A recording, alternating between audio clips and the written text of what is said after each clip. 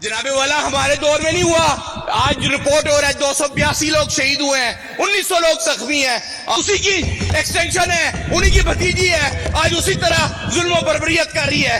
آج کی وہ بار منتیں کرتا رہا کہ مذاکرات کریں, مذاکرات کی بجائے یہ گولیاں چلاتے رہے. آج اب گلی نالی اور سولنگ کے بل لے کے آ رہے ہیں بلدیات کے. آج بلدیات سے زیادہ وہ جو خون کی ندیاں بہی ہیں ان کی ضرورت ہے. آج کاروائی معطل کی جائے, آج یہاں اس پہ بحث کی جائے کہ کون ذمہ دار ہے, کون اس کا تعین کرے گا اور کہاں ذمہ داری فکس ہوگی. کیونکہ آپ لوگوں نے یہ وتیرہ بنا لیا ہے کہ جو بندہ آپ کے خلاف بات کرے یا پرامن احتجاج کے لیے نکلے, آپ اس پہ چڑھ دھوڑتے ہیں, فائرنگ شروع کر دیتے ہیں. ثانیہ 9 مئی کس سے کروایا؟ اس نے کروایا جو اس کا بینیفیشری ہے. اس کا بینیفیشری اس وقت وزیر داخلہ کون تھا؟ رانا ثناء اللہ تھا. اس وقت وزیر اعلیٰ کون تھا پنجاب کا؟ وہ محسن نقوی تھا. اس کے بعد ان کے جو یہ حکومت ہے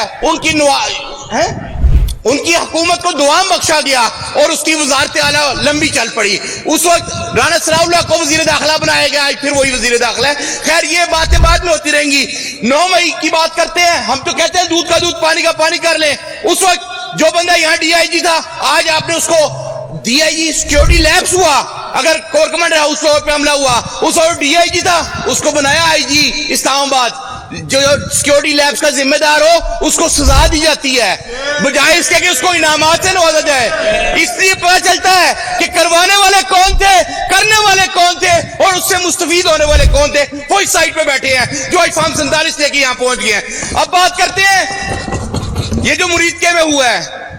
جناب والا ہمارے دور میں نہیں ہوا ثانیہ مال ٹاؤن 14 لوگوں کو شہید کیا گیا ہو. السلام علیکم ناظرین اکرام, مکمل ویڈیو آپ کو کچھ دیر کے بعد دکھاتا ہوں, لیکن سب سے پہلے آپ کو بتاتا چلوں کہ اس وقت پاکستان تحریک انصاف تحریک لبیک کی آواز بن کر سامنے آئی ہے. سنگل پارٹی ہے جس نے تحریک لبیک کے حق میں کھل کر بات کی ہے. یہ پی ٹی آئی کے عمران فرحت ہیں جناب. یہ پنجاب اسمبلی میں جو ہے پنجاب حکومت کے سامنے لبیک کے حق میں جو ہے وہ واضح طور پر آواز اٹھا رہے ہیں اور انہوں نے مطالبہ کیا ہے کہ وہ ثانیہ مرید کیا ہے اس کے اوپر بات کی جائے. مزید انہوں نے کیا کہا ناظرین کرام ویڈیو کو دیکھیں, اس کے بعد ہم بات کرتے ہیں.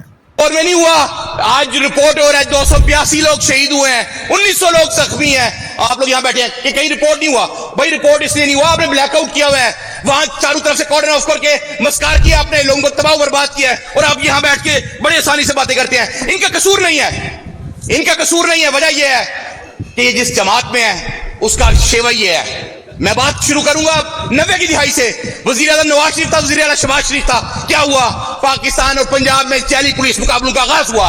آج اسی کے تسلسل ہے, سی سی ڈی کے نام پہ ماورائے عدالت قتل کیے جا رہے ہیں. یہ اسی کی ایکسٹینشن ہے, انہی کی بھتیجی ہے, آج اسی طرح ظلم و بربریت کر رہی ہے. آگے بات آ جائے. یہ بھی بات کر رہے تھے کہ ہم کسی کو یہ اختیار نہیں دیتے. بھائی آپ کو تو کہا لا اینڈ آرڈر مینٹین کریں. آپ 12 کروڑ صوبے پہ کسی طرح مسلط ہو ہی گئے ہیں تو اس کا کوئی لحاظ کریں. آپ سے تو نہیں ہو سکا. آپ نے پھر اسی طرح آئی جی اسلام آباد کو کیوں بلایا؟ اگر آپ کے اتنے ہی آپ اپنے خندہ پیشانی سے سنبھال رہے تھے حکومت, یہ لوگ نہیں کر سکتے. ہاں میں آج بتاتا ہوں, عمران خان لوگ کہتے ہیں اس کا نام لینے پابندی ہے. میں کہتا ہوں یہاں بیٹھا ہوا ہر بندہ عمران خان ہے اور عمران خان کا سپاہی ہے. عمران خان نے خیبر پختونخوا میں جس کو وزیر اعلیٰ بنایا وہ کسی کا بھائی, بیٹا, بھتیجا, بھانجا, بھتیجی نہیں ہے, یا پرچی پہ بنا ہوا چیئرمین نہیں ہے. وہ انصاف اسٹوڈنٹ فیڈریشن کا کے پی کے کا صدر تھا. مجھے فخر ہے میں اسی انصاف اسٹوڈنٹ فیڈریشن کا بانی ہوں, اور ہمارا ایک دوست, ایک ساتھی, ایک نوجوان آج وزیر اعلیٰ بنا.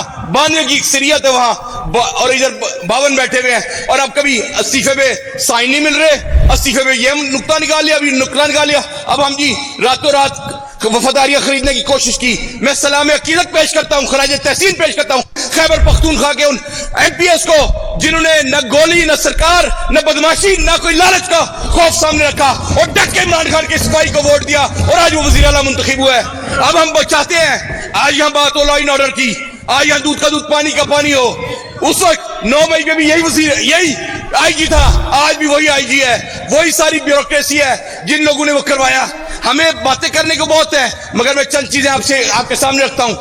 آپ چھوڑ دیں 24 نومبر کو, 9 مئی کو, وہ تو پی ٹی آئی تھی نا, ہم تو خندہ پیشانی سے برداشت کر لیا, چلتے رہے. آپ لوگ کرتے گئے ہم پہ ظلم و بربریت, مگر اس کا نقصان کیا ہو رہا ہے؟ یہ معاشرہ اس چیز کا متحمل نہیں ہو سکتا کہ آپ ہی فیصلہ کریں یہ گناہگار ہے اور آپ اس کو ایکسٹرا جوڈیشل کلنگ میں اڑا دیں. یہ معاشرہ اس انصاف کی بنیاد پہ قائم رہ سکتا ہے, کوئی جبر کا نظام نہیں. آپ جیسا چلانا چاہ رہے ہیں اس طرح نظام چلے گا نہیں.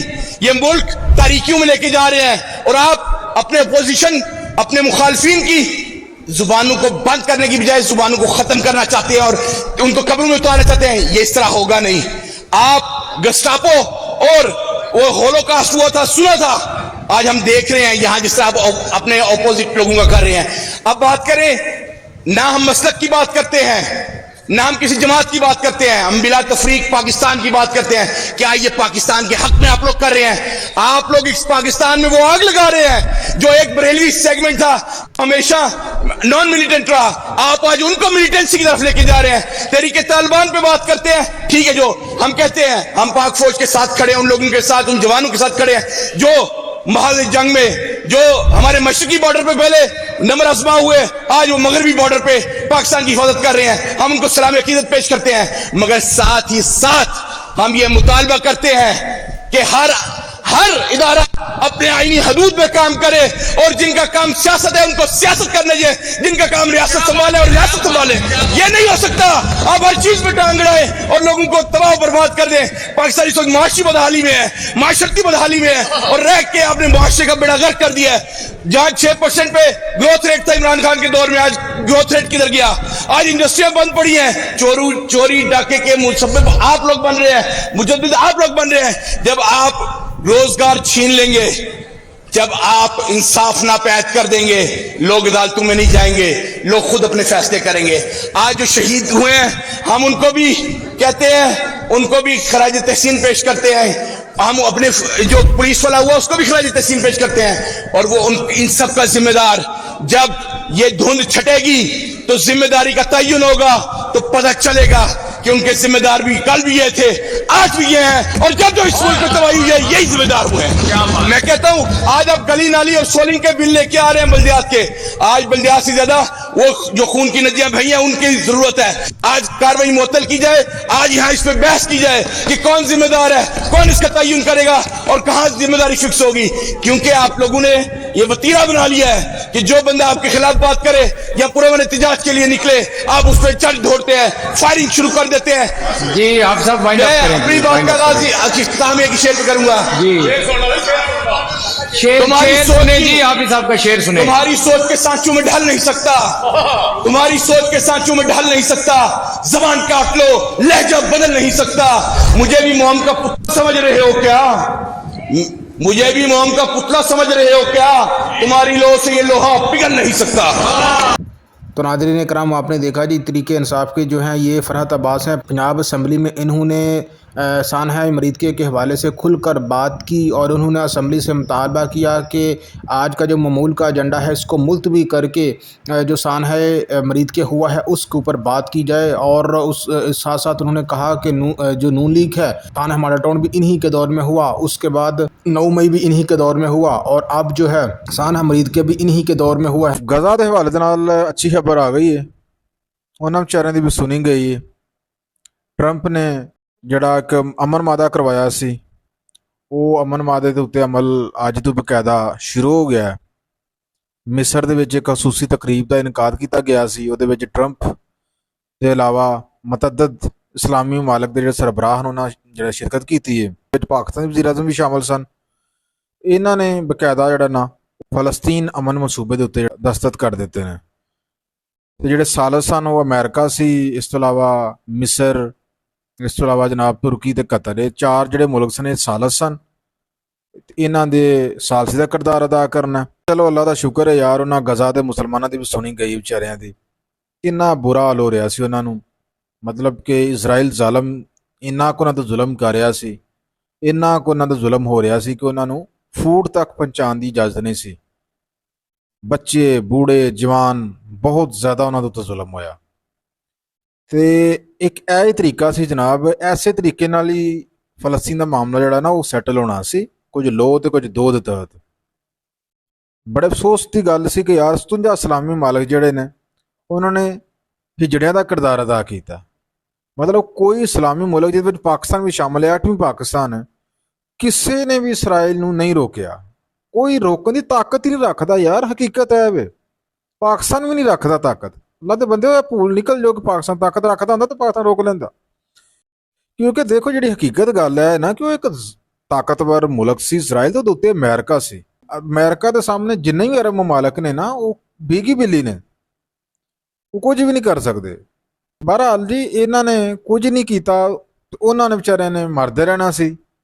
ਤੇ ਚਲੋ ਇਹਦੇ ਵਿੱਚ ਟਰੰਪ ਦੀ ਕੋਸ਼ਿਸ਼ਾਂ ਨੂੰ ਅਸੀਂ ਐਪਰੀਸ਼ੀਏਟ ਕਰਨੇ ਆ ਜਨਾਬ। ਤੇ ਜਿਹੜਾ ਉਹਨਾਂ ਮੁਸਲਮਾਨ ਮੁਲਕਾਂ ਦੇ ਸਰਬਰਾਹਾਂ ਨੂੰ ਔਨ ਬੋਰਡ ਲਿਆ, ਉਹਨਾਂ ਨਾਲ ਬੈਠ ਕੇ ਉਹਨਾਂ ਨਾਲ ਗੱਲਬਾਤ ਕੀਤੀ ਤੇ ਅਮਨ ਮਨਸੂਬਾ ਜਿਹੜਾ ਉਹਦੇ ਤੇ ਅਮਲ ਹੋਇਆ, ਉਹਦੇ ਤਹਿਤ ਇਜ਼ਰਾਈਲ ਦੇ ਕਮ ਪੇਸ਼ 50 ਦੇ ਕਰੀਬ ਕੈਦੀ ਜਿਹੜੇ ਨੇ ਉਹ ਉਹਨਾਂ ਰਿਹਾ ਕੀਤੇ ਨੇ ਹਮਾਸ ਨੇ।